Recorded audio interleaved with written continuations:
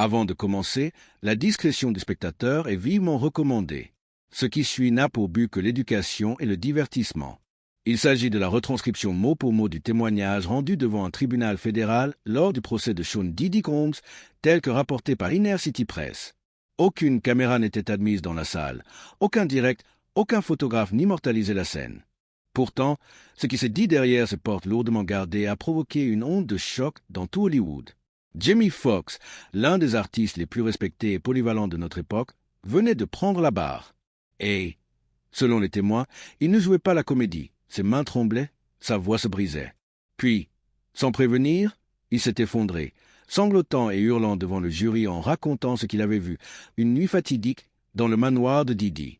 Des notes fuitées de la transcription, croisées avec des croquis détaillés et des témoignages oculaires, dressent un tableau terrifiant. Ce n'était plus le Jamie Foxx public confiant, charmeur, inébranlable, mais un homme traumatisé. Et plus il parlait, plus l'assistance restait pétrifiée. Il ne s'agissait pas seulement de ce qu'il avait vu, mais de la manière dont tout avait été caché, orchestré, protégé, et de la loi du silence qui, durant des années, avait muselé chacun. La relation de Foxx avec Diddy est bien documentée. Rire partagé, taquinerie en coulisses d'after-party, photos respirant le luxe, la fraternité, le pouvoir. Mais, selon les notes du tribunal, cette fraternité n'était qu'un masque, une illusion savamment entretenue qui s'est brisée la nuit où Jamie accepta de passer la soirée dans le célèbre manoir. La maison de Diddy, c'était là où la musique vivait, où les affaires se concluaient, où l'énergie circulait. On entrait dans un palais d'influence. A-t-il commencé? Ce qu'il ignorait, dit-il sous serment, c'est que certaines fêtes n'étaient pas des célébrations, mais des initiations. Après une soirée d'alcool et de luxe, on le conduisit dans une aile privée. Il y vit des gens qu'il ne connaissait pas, ni artistes, ni producteurs, des visages mal à l'aise.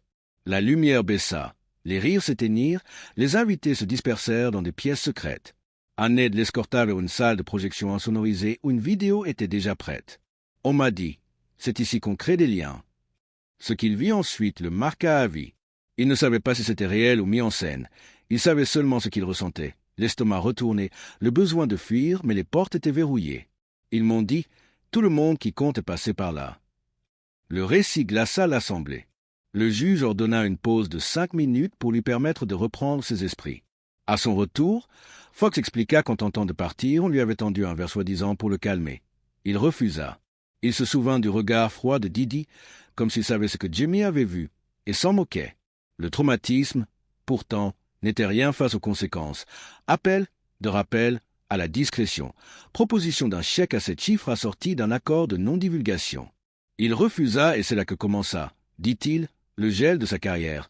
Offre majeure qui s'évapore, financement retardé, producteur autrefois proche qu'il ignore. On disparaît, pas mort, mais effacé. D'autres célébrités lui auraient confié des vécus similaires, trop effrayés pour parler. Quand il cita 3 noms à la barre, le greffier les expurgea. La rumeur dit qu'il s'agirait d'un rappeur multigramisé, d'un animateur de late show et d'une actrice engagée. On porte des sourires, des costumes, des lunettes, mais beaucoup d'entre nous sont brisés.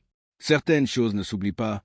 Foxx révéla alors l'existence supposée d'une archive cachée, un serveur crypté renfermant des enregistrements clandestins, chambres, couloirs, salles de bain, filmés sans consentement. Ces vidéos, dit-il, servaient de monnaie d'échange, célébrités, politiciens, dirigeants filmés dans des situations compromettantes, alcoolisés ou pire. Quelques mois après la fameuse nuit, il reçut un colis anonyme, une clé USB contenant un extrait muet où l'on voyait son propre visage pendant la projection. Dernière image, écran noir et ces mots « Juste retombé ». J'ai compris qu'on me disait « On te voit, ton silence nous appartient ». Selon lui, ces archives auraient étouffé poursuite, réduit au silence des accusateurs, forcé des soutiens publics. Plus tard, 2 hommes lui remirent un téléphone. Au bout du fil, Diddy. J'espère que tu ne comptes pas dire quelque chose que tu regretteras. Les légendes, ça tient à peu de choses. Dès lors, Jamie se sentit suivi, engagea une sécurité privée. Peu après, un tabloïd publia une rumeur scabreuse à son sujet, un avertissement. Dit-il, on peut te fabriquer un scandale aussi vite qu'on peut te détruire avec la vérité. Il affirma que les invités devaient remettre leur téléphone à l'entrée.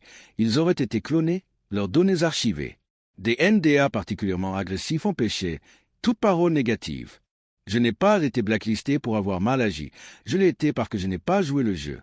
Fox décrivit un couloir caché derrière une bibliothèque menant à un centre de surveillance. Un homme lui montra des écrans couvrant tout le domaine. Plus tard, il aperçut une procession de personnes en robe se dirigeant vers la salle de projection. Certains invités, yeux bandés, étaient filmés pendant ce qu'il qualifia de « rituel ». Des Handlers veillaient à tout enregistrer. De retour dans sa chambre, il trouva une photo de lui et Didi posée sur la table de nuit, annotée au dos « Brotherhood ». Quelques mois plus tard, un agent du FBI, enquêtant officieusement sur Didi, lui aurait confié l'existence de plus de 30 plaintes scellées pour trafic, extorsion, agression, jamais poursuivi. Il est protégé au plus haut niveau.